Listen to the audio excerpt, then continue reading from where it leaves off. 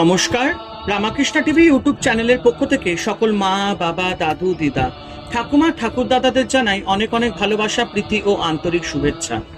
সবাই ভালো আছেন, ভালো থাকবেন। আমি আবারও চলে এসেছি স্বামী লোকেশ্বরানন্দ মহারাজজির সম্পাদিত শতরূপে সারদা সম্পর্কে আলোচনা করতে।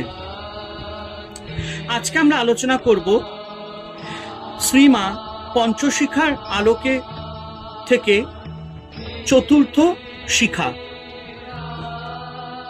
শ্রী শ্রী রামকৃষ্ণ পুঁথি গ্রন্থের অমর রচয়িতা অক্ষয় কুমার সেন নিজের সম্বন্ধে 1919 সালের 13 এপ্রিল তারিখে লিখেছেন, সংসার প্রবাহে স্রোতের তৃণের ন্যায় ভাসিতে ভাসিতে পরম দয়াল ঠাকুরের কাছে গিয়া পড়িয়াছিলাম। তিনি নিজ গুণে ভিখারিকে যৎকিঞ্চিৎ দিয়াছেন। তিনি আবার তার পুঁথিতে গুরুমাতা বন্দনায় লিখেছেন, জগৎ জননী রূপে এখন লীলায় পূর্ণিত অন্তরাধায় স্নেহ করুণায় মহামন্ত্র মা প্রণব করি উচ্চারণ, পদতলে নতশিরে পরশে চরণ। অক্ষয় কুমার সেনকে শ্রীশ্রীমা বলতেন। অক্ষয় মাস্টার আর স্বামী বিবেকানন্দ নাম রেখেছিলেন শাকচুন্নি। পুঁথি লেখা আরম্ভ হলে স্বামী বিবেকানন্দ একদিন তাকে বরাহনগর মঠে ঠাকুরের বাল্যলীলা শুনে আশীর্বাদ করেছিলেন। স্বামীজি তাকে নিয়ে গিয়েছিলেন শ্রীমায়ের নিকট। শ্রীমা তখন বেলুড়ে বসবাস করেছিলেন। অক্ষয় কুমার শ্রীমাকে পুঁথি পড়ে শোনান। শ্রবণান্তে মাতা তবে কইল আশীর্বাদ। নির্বিঘ্নে সমাধা পুঁথি পূর্ণ হবে সাধ।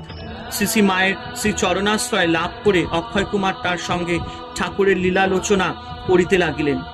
বিশেষত একবার তখন অক্ষয় মাস্টার কামারপুকুরে অবসান করেছিলেন। শ্রী মা সেই সময় ঠাকুরের সময়কার প্রাচীন গ্রামবাসীদের ডেকে অক্ষয়কে দিয়ে পুঁথি পড়িয়ে শোনালেন এবং মা স্বয়ং 2 হাত তুলে গ্রন্থের সাফল্য কামনা করেছিলেন। বাঁকুড়ার ময়নাপুর নিবাসী শাকচুন্নির বরাবরই শ্রী মায়ের প্রতি প্রগাঢ় ভক্তি। শ্রীরামকৃষ্ণের সন্তানদের সকলের কাছে প্রীতিভাজন ছিলেন অক্ষয় মাস্টার। 1894 খ্রিস্টাব্দে স্বামীজি স্বয়ং পূজনীয় ব্রহ্মানন্দজির কাছে লেখা একটি চিঠিতে শাকচুন্নির খোঁজ নিয়ে লিখেছেন, শাকচুন্নির কোনো কথাই তো তোমরা লেখো না, সে গেল কোথা, মাকে ভক্তি করছে তেমনই কি না। স্বামীজি আবার 1895 খ্রিস্টাব্দে একটি চিঠিতে স্বামী রামকৃষ্ণানন্দ মহারাজকে লিখেছিলেন, শাকচুন্নি যে ঠাকুরের পুঁথি পাঠাইয়াছে তাহা পরম সুন্দর, কিন্তু প্রথমে শক্তির বর্ণনা নাই, এই মহাদোষ। দ্বিতীয় এডিশন এ শুদ্ধ করিতে বলিবে। স্বামীজির এই নির্দেশ অনুসারে অক্ষয় মাস্টার তার পুঁথির দ্বিতীয় সংস্করণে জুড়ে দিয়েছিলেন গুরুমাতা বন্দনা অধ্যায়টি। শ্রী মাও তার এই সন্তানটিকে বিশেষ স্নেহ দৃষ্টিতে দেখতেন। শ্রী মা যেখানেই থাকুন অক্ষয়চন্দ্র মাঝে মাঝে তার চরণ বন্দনা করে আসতেন। 1301 সালে জয়রামবাটিতে শ্রী মা ও তার গর্ভধারিণী বেশ অসুস্থ হয়ে পড়েছিলেন। এই ঘটনার উল্লেখ করে শ্রী মা কথামৃতকারকে লিখেছিলেন, অক্ষয় মাস্টার ডাক্তার আনিয়া আমার আরোগ্য করিয়াছেন। ভক্তির ঐকান্তিকতায় এবং বিশ্বাসের গভীরতায় অক্ষয় মাস্টারের হৃদয় ছিল পরিপূর্ণ।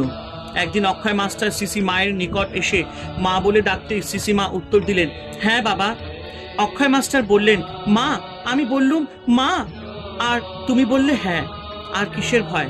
শ্রী মা অমনি তাকে সাবধান করে দিয়ে বললেন, না বাবা, অমন কথা বলো না, যার আছে ভয় তারই হয়ে জয়।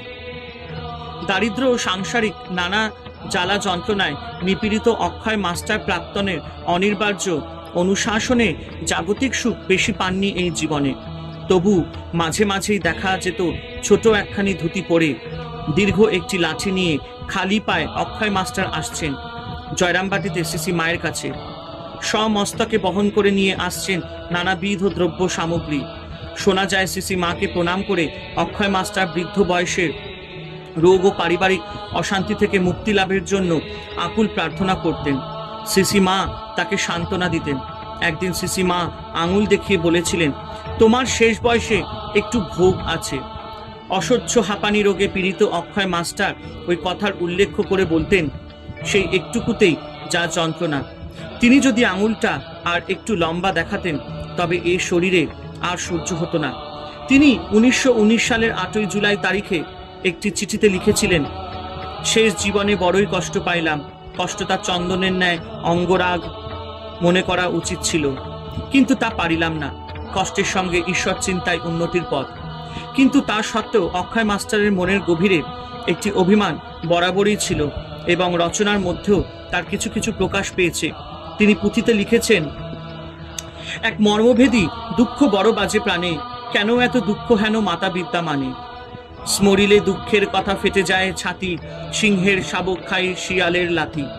পুঁথিতে এ সম্পর্কে আরো প্রাসঙ্গিক বক্তব্য দেখা যায়। সমুখে পেয়েছি এবে সব দুঃখ কব, মার ছেলে কেন কহে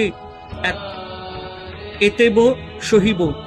দেখি অসংসারী গণে অতিশয় টান, গৃহীরা কি বানে ভাষা পরের সন্তান। ভক্ত হৃদয় শুদ্ধ অভিমানের রসে সিক্ত হওয়ায় পুঁথির বহু অংশ আন্তরিকতার ঐশ্বর্য মানবিকতার গুণে ঝলমল করছে এবং তারই ফলে বহু পাঠকের কাছে পুঁথিখানি উপভোগ্য হয়ে উঠেছে। সিসিমা এই পুঁথির একজন সমজদার ছিলেন। তিনি যেমন কথামিতের প্রশংসা করতেন তেমনই বলতেন। অক্ষয় মাস্টারের পুঁথিও বেশ। শ্রীরামকৃষ্ণ ভাবা আন্দোলনের সঙ্গে ভাবা আন্দোলনের সঙ্গে যুক্ত বহু ভক্ত নরনারী আজও অত্যন্ত শ্রদ্ধার সঙ্গে শ্রী রামকৃষ্ণ পুঁথি পাঠ করেন। শ্রী রামকৃষ্ণ বিবেকানন্দ ভাবা আন্দোলন প্রসঙ্গে যারা গবেষণা করছেন তাদের কাছেও নানা দিক থেকে পুঁথির একটি বিশেষ মূল্য ও মর্যাদা রয়েছে। জয়রামবাটি থেকে উত্তর পশ্চিম কয়েক ক্রোশ দূরে অবস্থিত ময়নাপুর গ্রাম বাঁকুড়া জেলারই অন্তর্গত। অক্ষয় মাস্টার শেষ জীবনে তার জন্মভূমি ময়নাপুরে বাস করতেন। একদিকে শ্রী মায়ের দেশে থাকাকালে তার খবর ও আশীর্বাদ পাবার জন্য অক্ষয় মাস্টার মধ্যে মধ্যে লোক পাঠাতেন, আবার অন্যদিকে তার খুঁতখুঁতানির শেষ নেই। বিভিন্ন সময় মায়ের কাছে নিবেদন করেছেন তার দ্বিধা, কুণ্ঠা, সন্দেহ।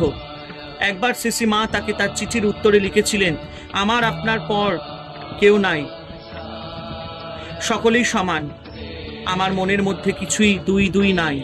সাংসারিক অসচ্ছলতা সত্ত্বেও মায়ের সেবার জন্য অক্ষয় মাস্টার জিনিসপত্র পাঠাতেন, এ কথা আগেই বলা হয়েছে।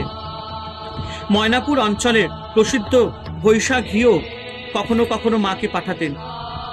প্রায় দুধের মতো সাদা সেই ঘি গরম ভাতের উপর পরিবেশন করে সিসি মা তার সন্তানদের বলতেন, অক্ষয় মাস্টারের পাঠানো ঘি কেমন সুস্বাদু, খেয়ে দেখো। ৭৩ বছর বয়সে অক্ষয় মাস্টার দেহত্যাগের জন্য প্রস্তুত হন। তার ছোট ছোট ভাই জ্যৈষ্ঠের অন্তিমকাল উপস্থিত দেখে তাকে শ্রীরামকৃষ্ণ নাম শোনাতে শুরু করেন। অক্ষয় মাস্টার গুরুর প্রিয় নাম শুনতে শুনতে হঠাৎ বলে ওঠেন, তোমরা চুপ করো, আমি ঠাকুর ও মাকে দেখতে পাচ্ছি। ধূপ পুড়ে ছাই হয়ে যায়, কিন্তু পিছনে রেখে যায় তার অম্লান সুগন্ধ প্রবাহ।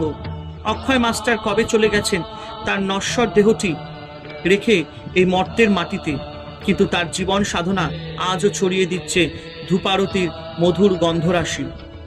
সবার পিছে সবার নিচে সবহারাদের মাঝে দীনতার শিখাটি হয়ে আজও যেন একান্তে উচ্চারণ করে চলেছে আরতির প্রণাম মন্ত্র। জয় জয় শ্রী মাতা জগৎ জননী রামকৃষ্ণ ভক্তিদাত্রী চৈতন্য দায়িনী। আজকের মতো আমরা এখানেই সমাপ্ত করিলাম চতুর্থ শিখার আলোচনা। যাবার আগে একটি স্তুতি, হরে কৃষ্ণ কৃষ্ণ কৃষ্ণ হরে হরে, হরে রাম রাম রাম হরে হরে। জয় শিব শম্ভু, জয় দেবী দুর্গা দুর্গতি নাশিনী, জয় মা কালী। উচ্চারণে ভুল হওয়ার জন্য আমি ঈশ্বরের কাছে ক্ষমা চেয়ে নিচ্ছি, আপনাদের কাছে ক্ষমা চেয়ে নিচ্ছি এবং আমি আমার বাবা মার কাছে ক্ষমা চেয়ে নিচ্ছি। রামাকৃষ্ণা টিভি ইউটিউব চ্যানেলকে ভালোবাসা দেবেন এবং পাশে থাকবেন।